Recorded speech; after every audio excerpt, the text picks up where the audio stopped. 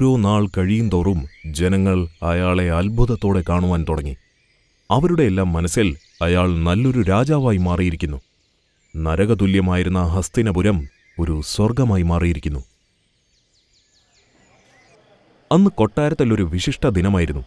പാണ്ഡവരെല്ലാം കാത്തിരുന്ന ദിനം. അവരെ കാണാത്ത ഒരാളാണ് ഹസ്തിനപുരത്ത് വരുന്നത്.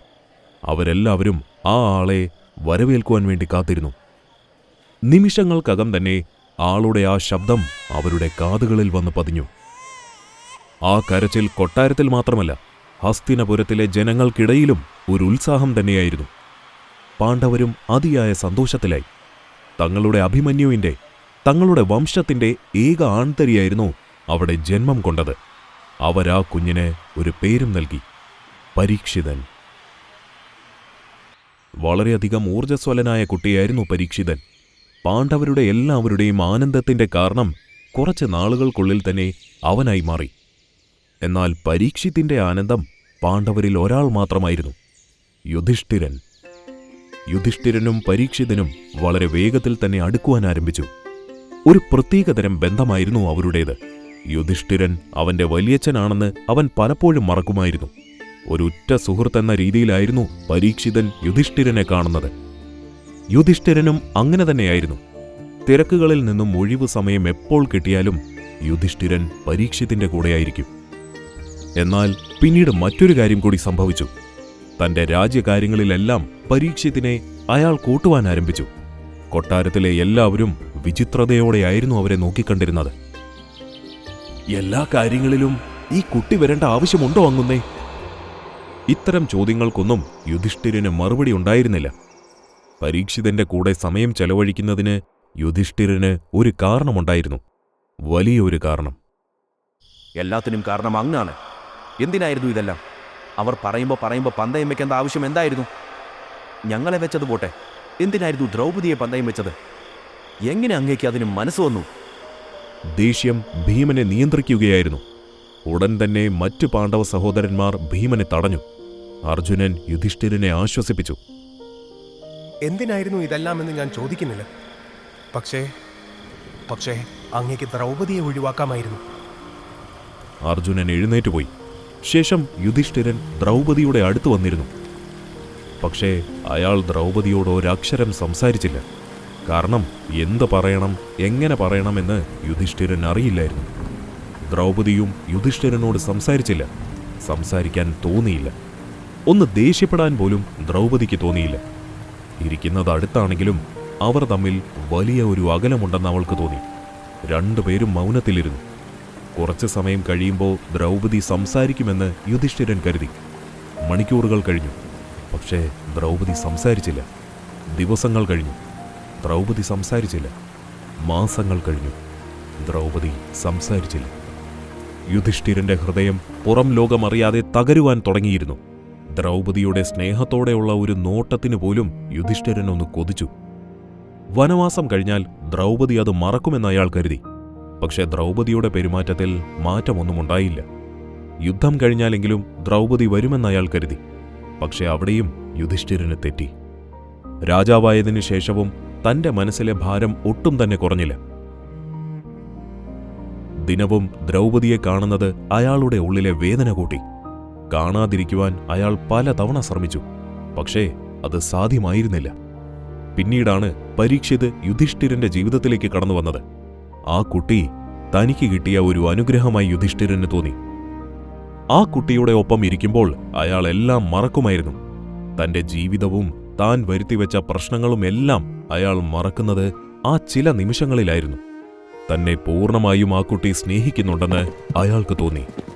അവർ തമ്മിലുള്ള ആ ബന്ധം മനസ്സിലാക്കുവാൻ പുറം ലോകത്തുള്ള ആർക്കും തന്നെ കഴിഞ്ഞില്ല. വർഷങ്ങൾ മുന്നോട്ടു പോയി. തന്റെ മനസ്സിൽ വർഷങ്ങളായി കിടന്ന ആ സംശയം അയാൾ സഹോദരന്മാരോട് പറഞ്ഞു. ജീവിതം തന്ന ഈ വ്യത്യസ്ത വേഷങ്ങൾ എനിക്കിപ്പോൾ മടുത്തു തുടങ്ങിയിരിക്കുന്നു. ഈ ജീവിതം എനിക്ക് അർത്ഥമില്ലാത്തതുപോലെ ഇപ്പോൾ അനുഭവപ്പെടുന്നു. എന്താണ് സഹോദരൻ പറഞ്ഞു വരുന്നതെന്ന് പാണ്ഡവർക്ക് മനസ്സിലായില്ല. ഞാൻ ഈ ലൗകിക ജീവിതം വിടുകയാണ്. യുധിഷ്ഠിരന്റെ വാക്കുകൾ കേട്ട സഹോദരന്മാർ ഒരു നിമിഷം ഞെട്ടി. ദ്രൗപദിയുടെ കണ്ണുകൾ യുധിഷ്ഠിരനിലേക്ക് തെന്നിമാറി. യുധിഷ്ഠിരന്റെ മുഖത്തെ പുഞ്ചിരി ആ കൊട്ടാരമാകെ നിശബ്ദതയിലാഴ്ത്തി. പാണ്ഡവർക്ക് യുധിഷ്ഠിരൻ കേവലം സഹോദരൻ മാത്രമായിരുന്നില്ല, ഒരു പിതാവ് കൂടിയായിരുന്നു. സഹോദരന്മാരോട് പ്രത്യേക ശ്രദ്ധയും സ്നേഹവുമാണ് യുധിഷ്ഠിരനുണ്ടായിരുന്നത്. അവരുടെ ശരികൾ, തെറ്റുകൾ ഓരോന്നായി അവർക്ക് മുന്നിൽ മനസ്സിലാക്കി കൊടുത്തിരുന്നത് യുധിഷ്ഠിരനായിരുന്നു. ഈ ഒരു തീരുമാനത്തിൽ നിന്ന് അദ്ദേഹത്തെ പിന്തിരിപ്പിക്കണമെന്ന് പാണ്ഡവരെല്ലാം മനസ്സിൽ ഉറപ്പിച്ചു. ഭീമനും അർജുനനും മാറി മാറി യുധിഷ്ഠിരനോട് സംസാരിച്ചു. ഈ ഒരു തീരുമാനം എന്തിനു വേണ്ടിയാണ്? യുധിഷ്ഠിരൻ അർജുനനെ സ്നേഹത്തോടെ തന്നെ നോക്കി പുഞ്ചിരിച്ചു. അത് മനസ്സിൽ ഉറപ്പിച്ച തീരുമാനമായിരുന്നുവെന്ന് ആ പുഞ്ചിരിയിലുണ്ടായിരുന്നു. ഭീമന്റെ കണ്ണുകൾ തന്റെ ജ്യേഷ്ഠന്റെ കണ്ണുകളിലേക്ക് തന്നെയായിരുന്നു. ഞാൻ ഒരിക്കൽ പോലും ജ്യേഷ്ഠന്റെ വാക്കുകൾ എതിർത്തിട്ടില്ല, എതിർക്കുകയുമില്ല. പക്ഷേ എന്താണ് അങ്ങേക്ക് പറ്റിയത്? എന്തിനു വേണ്ടിയാണ് ഇങ്ങനെയൊരു തീരുമാനം? ഭീമ, യുദ്ധത്തിന് ശേഷം മനസ്സിലൊരു ഭാരം എന്നോണം എന്നെ പല ചിന്തകളും അലട്ടുകയാണ്. എന്നിലൊരു പൂർണ്ണത ലഭിക്കുന്നില്ല. എല്ലാത്തിൻ്റെ അവസാനത്തിനും ഒരു പുതിയ തുടക്കമുണ്ടായിരിക്കുന്നതാണ്.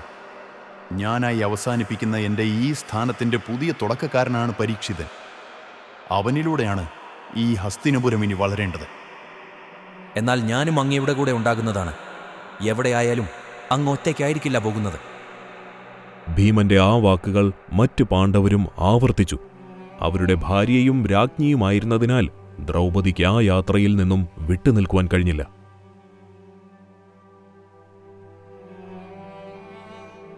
അങ്ങനെ ആ ദിനം വന്നെത്തി. മനസ്സിൽ കളങ്കമില്ലാത്ത, വൈരാഗ്യമോ ആയുധങ്ങളോ ഇല്ലാത്ത വെറുമൊരു മനുഷ്യനായുള്ള യാത്ര. തന്റെ രാജസിംഹാസനം യുധിഷ്ഠിരൻ പരീക്ഷിത്തിന്റെ കൈകളിൽ ഏൽപ്പിച്ചു. ഹസ്തിനപുരത്തിലെ ജനങ്ങളെല്ലാം ആ നനഞ്ഞ കണ്ണുകൾ കൊണ്ടവരെ യാത്രയാക്കി. ഭാരമില്ലാത്ത മനസ്സുമായി ശാന്തതയോടെ അവർ സഞ്ചരിക്കുവാൻ ആരംഭിച്ചു. പോകുന്ന യാത്രയിൽ പ്രകൃതിയുടെ പല മൂർധാവസ്ഥകളും അവർ കണ്ടു. പല പല പർവ്വതങ്ങളിലൂടെ അവർ സഞ്ചരിച്ചു. പല ഗുരുക്കന്മാരെയും അവർ കണ്ടു. അവർ യാത്ര വീണ്ടും തുടർന്നു.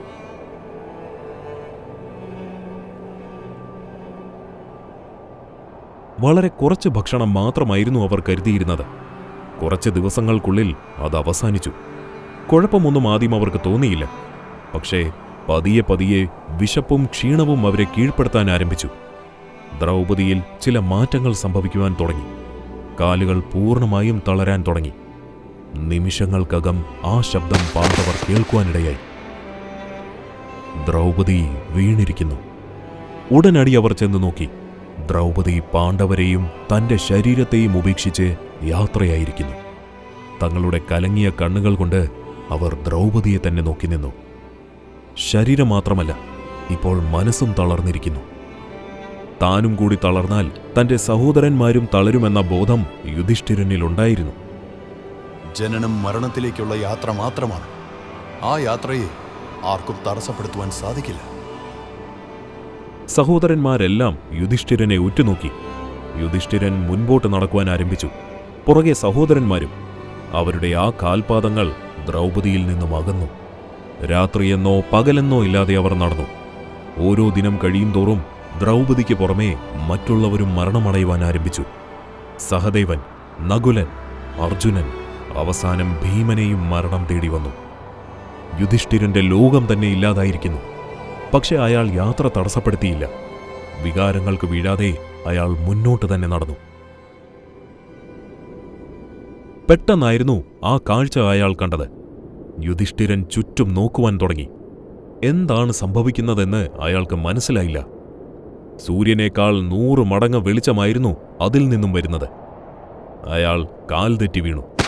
അയാളുടെ കണ്ണുകൾ അടഞ്ഞു. ഞരമ്പുകളെല്ലാം വലിഞ്ഞു മുറുകുവാൻ തുടങ്ങി. അയാൾക്ക് ശ്വാസമെടുക്കാൻ സാധിക്കുന്നില്ല. ആ വെപ്രാളത്തിൽ തന്റെ കാലുകൾ പിടഞ്ഞുകൊണ്ടിരുന്നു. വിരലുകൾ അയാൾ ചുരുട്ടിപ്പിടിച്ചുകൊണ്ടിരുന്നു. ഹൃദയമിടിപ്പ് കൂടി. പെട്ടെന്നായിരുന്നു ആ ഒരു ശബ്ദം അവിടേക്ക് പടർന്നു കയറിയത്. സർവജന്മത്തിനും അതിൻ്റെതായ ലക്ഷ്യമുണ്ട്. ആ പരമാത്മലക്ഷ്യം നീ പൂർത്തീകരിച്ചിരിക്കുന്നു. തന്റെ കൈകളൊന്ന് അനക്കുവാൻ അയാൾക്ക് തോന്നി. പക്ഷെ അപ്പോഴേക്കും ആ ശരീരത്തിൽ നിന്നും താൻ അകന്നു പോകുന്ന പോലെ അയാൾക്ക് തോന്നി. അങ്ങ് ആരാണ്? എനിക്ക് എന്താണ് സംഭവിച്ചത്? ഞാൻ എവിടെയാണ് എത്തിയിരിക്കുന്നത്? ഭൂലോകത്തിലെ നിന്റെ കാലം പൂർത്തിയായിരിക്കുന്നു യുധിഷ്ഠിര. യുധിഷ്ഠിരന്റെ കണ്ണുകൾ പല ഭാഗങ്ങളിലേക്കും സഞ്ചരിച്ചു. കൗതുകം അയാളെ കീഴ്പ്പെടുത്തി. അയാൾ അവിടെ നടക്കുവാൻ ആരംഭിച്ചു. പെട്ടെന്നായിരുന്നു യുധിഷ്ഠിരൻ ആ കാഴ്ച കണ്ടത്. താൻ ചെറുപ്രായം മുതൽ ആരാധിച്ചിരുന്ന പല രാജാക്കന്മാരും തന്റെ മുന്നിൽ ജീവനോടെയിരിക്കുന്നു. ഉടൻ തന്നെ അയാളുടെ മനസ്സിലൊരു ചോദ്യം വന്നു. മുൻപ് മരണപ്പെട്ടവരൊക്കെ ഇവിടെ ഉണ്ടെങ്കിൽ എന്റെ സഹോദരന്മാരെവിടെ?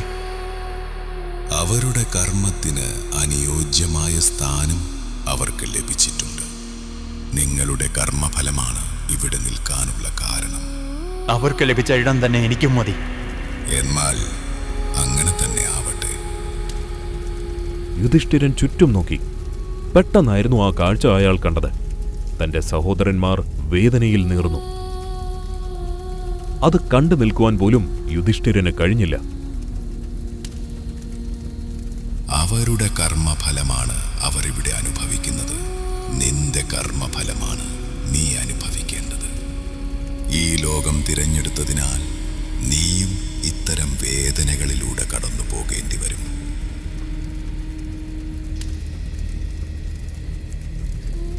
നിന്റെ ജന്മം നിന്റേതു മാത്രമാണ് യുധിഷ്ഠിര.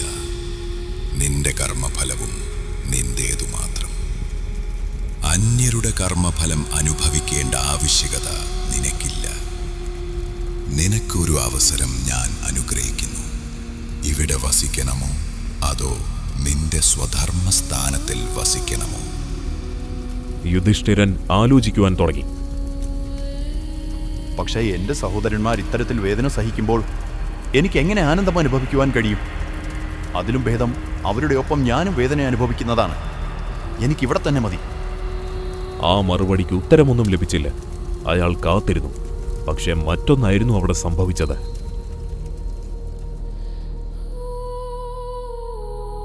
താൻ ആദ്യമെത്തിയ സ്ഥലത്ത് തന്നെ എത്തിയിരിക്കുന്നു. എന്താണ് സംഭവിക്കുന്നതെന്ന് അയാൾക്ക് മനസ്സിലാകുന്നുണ്ടായിരുന്നില്ല. നിനക്കുള്ള അന്തിമ പരീക്ഷയായിരുന്നു അത് യുധിഷ്ഠിര. അതിലും നീ ജയം നേടിയിരിക്കുന്നു. നീ എത്തിച്ചേർന്ന പുണ്യസ്ഥാനത്തിൽ തന്നെയാണ് നിന്റെ സഹോദരന്മാരും എത്തിയിരിക്കുന്നത്. എന്തോ ഒരു ആശ്വാസം അയാളുടെ ശരീരത്തിലിറങ്ങി. ഉടനടി അയാൾ തന്റെ സഹോദരന്മാരെ അന്വേഷിച്ചു നടക്കാൻ തുടങ്ങി. അങ്ങനെ ഒടുവിൽ അയാൾ അവരെ കണ്ടു. അവർ ആനന്ദത്തോടെ ഓടി വരുവാൻ തുടങ്ങി.